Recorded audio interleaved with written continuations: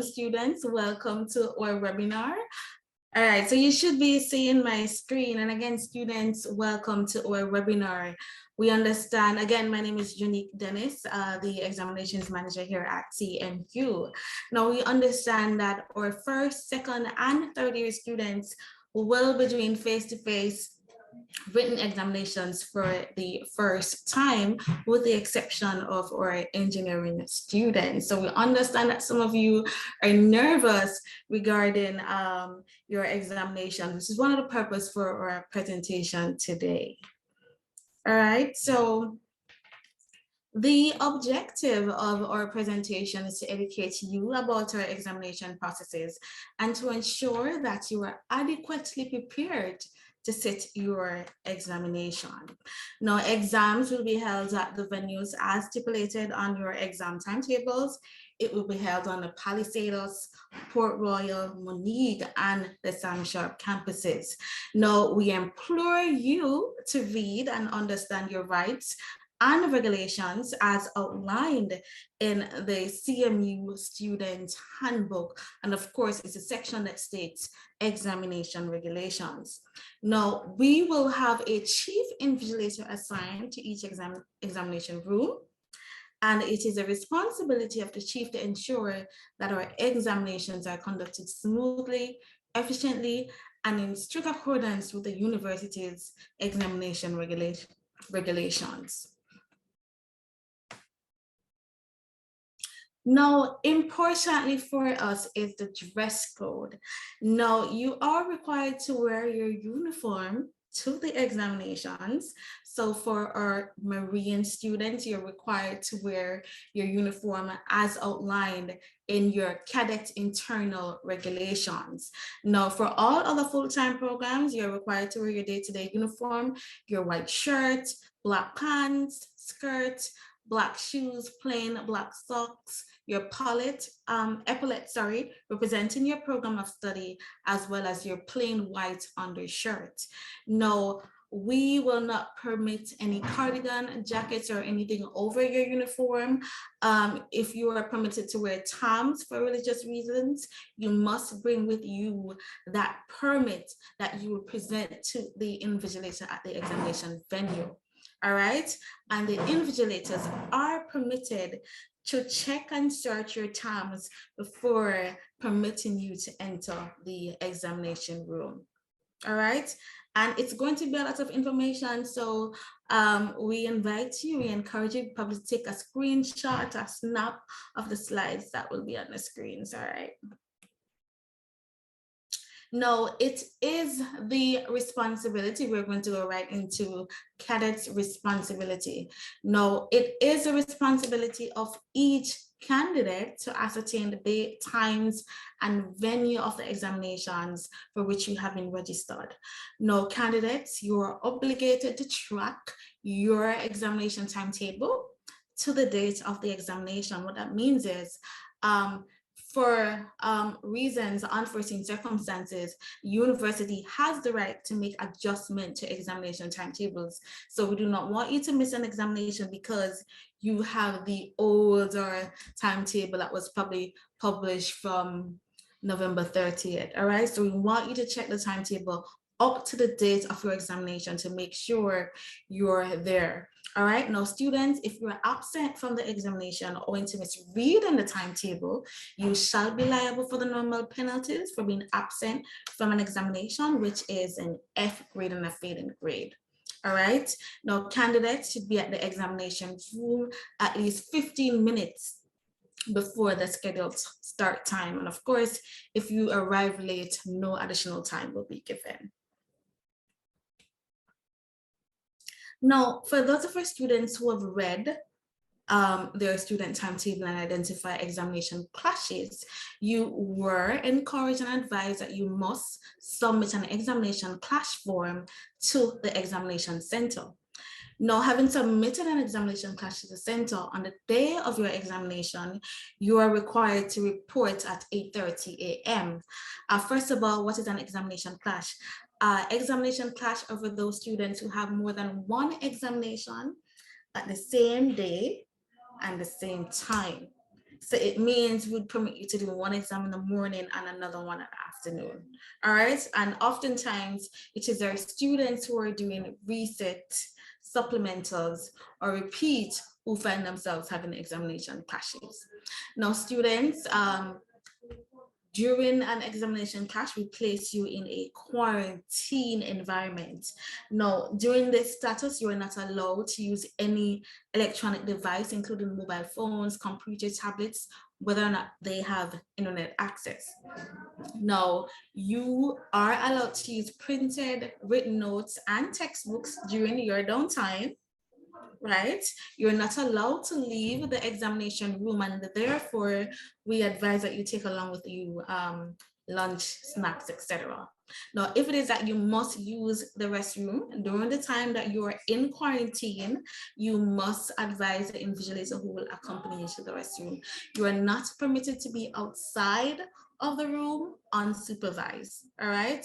If it is that you breach the quarantine status or requirement regulations, then you would have voided the examination that you would have done previously, plus you would be barred from doing the other examination, as well as be brought before a disciplinary committee.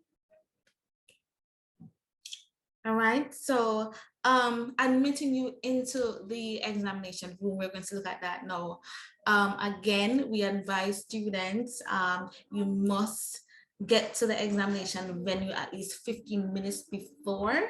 The invigilators will start taking students in at least 15 minutes before the start time of the examination. All right. If it is that you come to the examination room 15 minutes late, you are required to have a late pass, which you will retrieve from the office of the university registrar. All right. After 30 minutes, however, you will not be permitted into the examination room, which means you will receive an absent and, of course, a failing grade. All right. Candidates will be called into the room, like I said, 15 minutes before. In the case of large rooms, 30 minutes. Now, candidates, it will only be one entrance only, and you are required to form a queue to enter into the room, and you must present your valid identification card as well as your examination card. As the university registrar indicated earlier, the exam cards have been released. Once you are financially cleared, you will have access to your exam cards. Now, once you are inside the room, you will receive your question paper. Now, when you receive that question paper, you must read the instructions on the cover of the answer booklet and complete the information required. All right, so you will get an answer booklet as well as a question paper, and the answer booklet will help you complete the necessary information. All right, so this includes your program, your title of the examination, ID number, pages on, and this of course on the pages of the answer booklet. Now, you should not read inside the question paper until the invigilator advises you to do so, of course, having announced the start time of the examination. Now, you're not permitted to leave your desk and approach the invigilator. Once you're inside the examination room, you must raise your hand to attract the attention of an invigilator. Now, conduct during an examination. Now, when you are in the examination room, candidates are required to comply with the instructions of the invigilator. All right, failure to comply with the invigilator may result in a candidate being disqualified from the examination. And of course, disorderly behavior may result in a candidate being expelled from the examination room, as well as being brought before a disciplinary committee.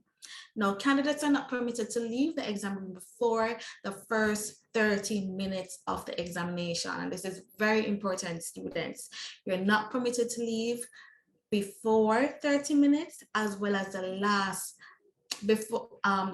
30 minutes of the examination. All right. If it is that you wish to ask the lecturer who comes to the room, because the lecturers, they are required to come to the examination venue within the first 15 minutes, right?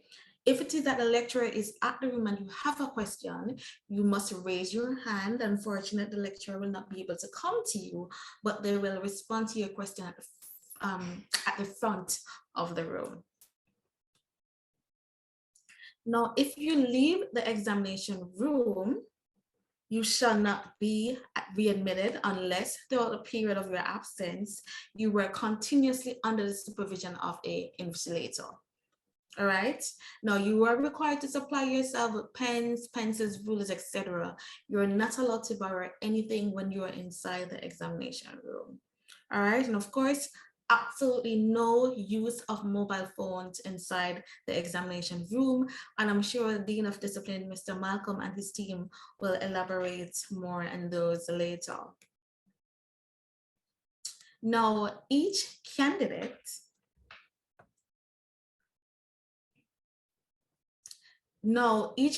will be asked to sign a register bearing your name and your ID number. And of course, this would be carried out by our invigilators as directed. All right, now you shall not remove any materials from the examination room. And of course, candidates who are permitted to permanently leave the room before the end of the examination period must not leave anything on the examination desk, including the examination scripts. All right, so once you have completed your examination, you must raise your hand and return the examination script to the invigilator. At the end of the allotted time, all candidates shall stop writing and make any amendment when instructed to do so by the invigilator. Unfortunately, if you continue to write, having been told to stop writing, you will be disqualified from the examination. Of course, again, you're not permitted to leave the examination room until you're directed so by the invigilator, and you must raise your hand to get the attention of the invigilator. Now, let's look at the materials permitted in the examination. Now, except as permitted by your faculty and stated on the cover page of the question paper, you are not allowed to bring any materials other than your identification cards, your pen and your pencils, as well as your ID into the examination room. You must deposit all unauthorized materials, including bags and briefcases, at the place provided for this purpose before entering the examination room. All right. And of course, point to note here for exams, unfortunately, you're not allowed to use any pencils to write exams unless you have been directed to do so. You must complete your exams with a black or blue ink pen. All right. You are forbidden to take books, papers, folders, clipboards, pencil cases, printed or written documents into the room, cell phones, electronic calculators, handheld computers, computerized wristwatch, alarm watches, etc. All right, and on the screen you will see a snippet of your examination card. It will have the type of examination. For those of you who are doing reset, the exam type will say reset.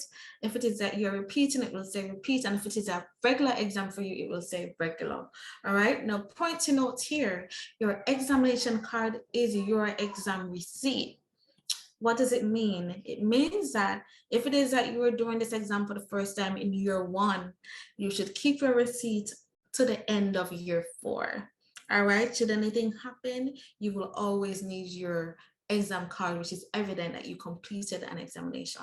All right, and always ensure once you complete an examination, the invigilator signs your examination card, because that is evidence that you would have completed your exam card. Also, if it is that you're doing a presentation, you are still required to have your exam card signed by an invigilator. All right, now cheating. Cheating at CMU is a major offense. Cheating is any attempt to benefit oneself or other by deceit or fraud. Now, a candidate must not directly or indirectly give assistance to any other candidate or permit any other candidate to copy from or otherwise use his or her paper. All right, and you must not directly accept any assistance from any form of candidate or use any other candidate's paper. Now, students, we have seen it all, or invigilators have seen it all. All right, we advise you not to bring any notes, not to write on your skins, not to put anything under the thumbs. We have seen it all. All right, as stated, once you have to leave the examination room to use the restroom, you will be supervised by an invigilator. What does that mean? As invigilator will walk with you to the restroom. They will check the restroom before you are permitted to go into the restroom. And after you've used the restroom, they will also check the restroom. All right. So any writing or drawing that is found on the person of a candidate during the time that they're doing the examination will be considered as an attempt to cheat. And of course, you will or may be disqualified and you will be brought before a disciplinary committee, right? And regarding to your exam cards, you are not allowed to write, mark, or make any impression on your examination card. Otherwise, it would be considered as an attempt to cheat. The only marking that should be on your examination card is a signature of your invigilator. All right. We have had cases in the past where students have written formulas, make notes, even the saline, and it has been considered as an attempt to cheat. All right. At the bottom of your exam cards, it does state that you're not allowed to make any marking at all on your exam cards.